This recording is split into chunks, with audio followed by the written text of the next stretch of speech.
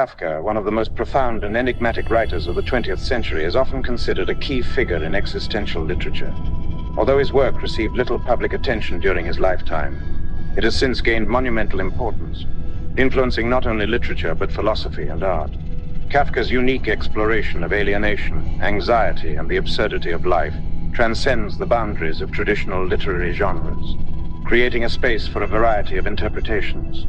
His works are not easily classified, and that's part of what makes Kafka so fascinating. Whether viewed through the lenses of psychoanalysis, existentialism, Marxism, or Judaism, Kafka defies a singular interpretation. This openness is what makes his writing so magnetic. Each reader comes away with their own understanding. Kafka's style, often described as Kafkaesque, embodies a surreal, nightmarish atmosphere filled with bizarre, illogical, or even bureaucratic absurdities. Many of his works present seemingly ordinary tasks that spiral into complex, impossible scenarios, mirroring the often overwhelming and alienating nature of life itself. The very term Kafkaesque has entered the lexicon to describe experiences where one feels trapped in an inexplicable, oppressive system, whether it's a bureaucratic nightmare or a sense of existential dread. Kafka's early life and its influence on his work. Born in 1883 into a middle-class Jewish family in Prague, then part of the Austro-Hungarian Empire, Kafka's early life was marked by a deep sense of isolation. His Jewish identity, coupled with his German-speaking background in a predominantly Czech society, left him feeling like an outsider. His relationship with his father, a self-made man who placed immense pressure on Kafka to follow in his footsteps, was complex and strained. Kafka's father, a man of authority and confidence, could not relate to his son's literary ambitions, which led to emotional conflict and alienation. This dynamic deeply influenced Kafka's writing, which often grapples with the themes of power, authority, and subjugation. In fact, Kafka's father played such a pivotal role in his psychological development that Kafka famously wrote a long letter to him, which he never sent, detailing the emotional abuse he felt. Despite this, Kafka still admired his father's vitality and competence. Although he resented being forced into a profession that didn't align with his true passion, Kafka's work often reflects this internal conflict between his obligations and his desire for creative expression. The bureaucratic struggles and Kafka's daily life. Kafka's career as a law clerk and later in an insurance company was, for him, a form of torture. While he worked diligently and earned rapid promotions, the long hours drained him physically and mentally, leaving him little time or energy for his true calling, writing. He often described his work in the insurance office as a burden that stifled his creativity.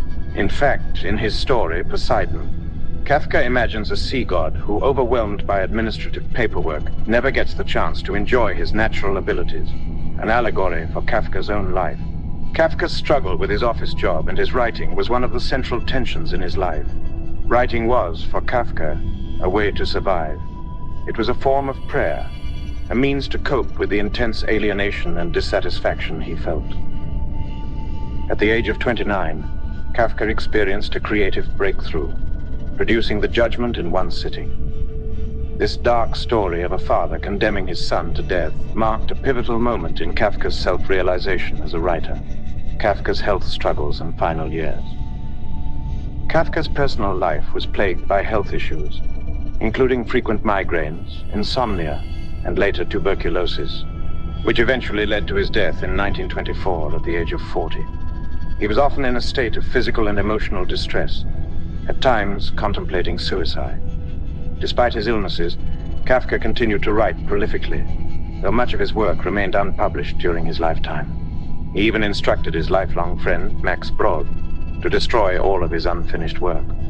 However, Brod, recognizing Kafka's genius, defied his friend's wishes and ensured that Kafka's works were published posthumously. The Metamorphosis, Alienation and Self-Identity.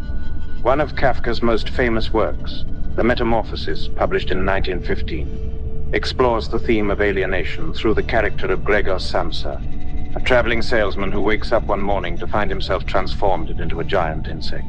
Despite his grotesque transformation, Gregor retains his human consciousness, creating a stark contrast between his mind and body.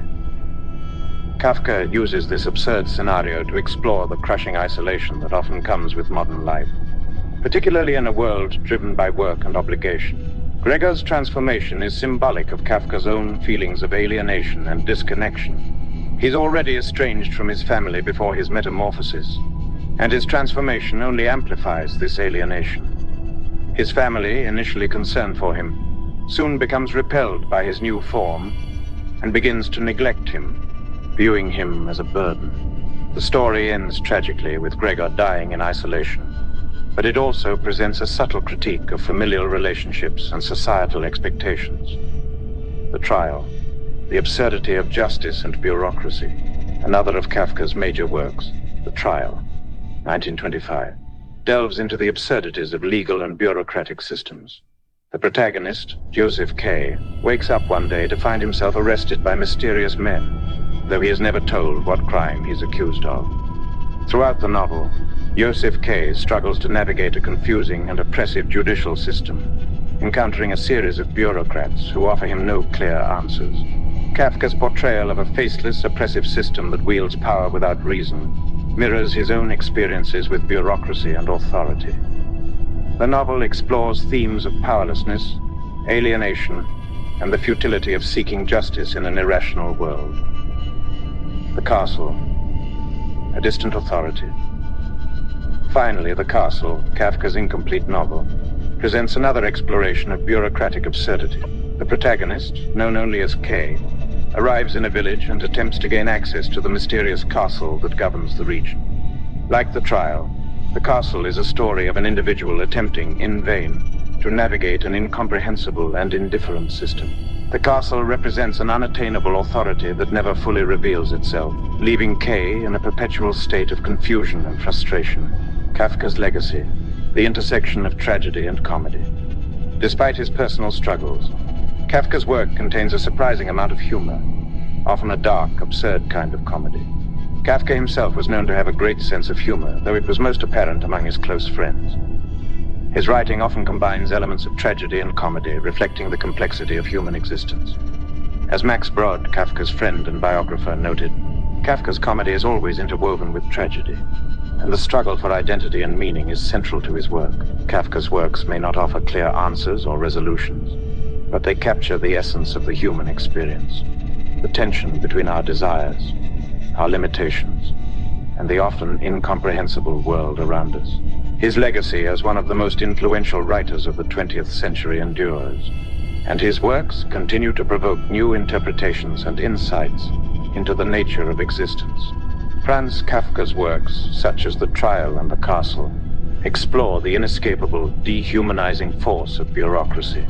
These novels present an existential exploration of the modern world's oppressive systems, which stifle individuality and render human beings powerless in the face of large impersonal institutions. In The Trial, we follow Joseph K., a man who suddenly finds himself accused of an unnamed crime by a vast and labyrinthine judicial system. From the moment he is arrested, K is thrust into an absurd legal world where he is burdened with the task of defending himself without ever being informed of what crime he's supposed to have committed. In the courtroom, he finds nothing but corruption and chaos, a farce where the very laws that should protect him are distorted into instruments of oppression. Kafka's portrayal of the court is chilling. Its hierarchy stretches endlessly, and it is beyond comprehension, not just for K, but for anyone trying to navigate its maze. The law is not an instrument of justice in The Trial, but an arbitrary, capricious force that never offers clarity or relief. Kafka introduces us to Titorelli, a court painter who has extensive knowledge of the legal system. But even he admits that once the court has labeled someone guilty, there is no turning back. The highest court, the one that supposedly has the final say, is unreachable to the common person. Furthermore, proof and innocence don't matter in Kafka's court. They are irrelevant. The court is impervious to reason and proof, yet it holds an inexorable power over people's lives. Those who find themselves ensnared by its grip might delay their sentencing through personal connections, but they are never truly free. The case lingers above them, an ever-present shadow waiting to strike when least expected. This legal absurdity is encapsulated in the parable of the doorkeeper, told by a priest in the novel. A man from the country seeks entrance into the law, but the doorkeeper denies him, stating that access will only be granted later, though this never comes to pass. The man waits, grows old, and dies waiting for permission to enter. The doorkeeper, who had always been there, informs him that the door was meant only for him, and now that he has reached the end of his life, it will be closed forever. This parable highlights the endless bureaucracy that holds people back from accessing justice, trapping them in a cycle of futile waiting. Kafka critiques the illusory hope we often place in systems of power, systems that claim to serve us, but instead perpetuate our suffering. Joseph K.'s fate is sealed with his execution, coldly carried out by two men who arrived to take him away, all without explanation or a trial. His last words, like a dog, reflect the shame and degradation he feels as he faces the brutality of a system that has failed him. This ending symbolizes the ultimate futility of trying to fight against forces that are too great and too abstract to be understood or overcome. The trial portrays a nightmarish, surreal world where Kafka's characters are constantly in a struggle against forces beyond their control, embodying the absurdity of modern life. Kafka's other unfinished novel, The Castle, builds on these themes, illustrating an even more impenetrable bureaucracy. In this story, the protagonist, K, is summoned to a village by the mysterious castle to carry out a task, but he is constantly blocked from interacting with the castle's authorities. Despite his repeated efforts, every attempt to make contact with the castle is thwarted. Just like the trial, the castle presents a world where no one has access to the higher powers, and where the system's operation is completely opaque and incomprehensible. The villagers reverently speak of the castle's officials, yet they also seem aware that these officials are far from flawless. Kafka's portrayal of the castle mirrors the mysterious forces in the trial, where power is centralized and unreachable, and where no one is truly free from the system's grip. Both novels suggest that modern systems, whether legal, governmental, or societal, are more concerned with maintaining their own existence than with serving the needs of the people they claim to govern. They are machines that grind on regardless of the individual's fate, indifferent to the human costs. Kafka's parables often carry the weight of this critique. In one, he describes the paradox of life and the human condition through a conversation about parables. While people might complain that parables offer no practical solutions, Kafka suggests that they reveal the fundamental incomprehensibility of life. He challenges the notion that there is a magical yonder to strive toward, suggesting instead that life is fundamentally about grappling with the mundane, unresolvable struggles of existence. At the end of his life, Kafka became more introspective and spiritual, acknowledging that man cannot live without trust in something permanent, even though that indestructible something may remain hidden from him. Kafka's work does not offer hope in the traditional sense. It does not promise salvation or escape from the systems of control and oppression it depicts. Instead, it urges us to confront the reality of our situation, to recognize the absurdity of our struggles, and yet to continue forward despite it all. His work is a call to be authentic, to resist the dehumanization of bureaucracy, and to live with integrity in a world that often seems indifferent to human suffering. Kafka's writing is disturbing, yet profoundly enlightening.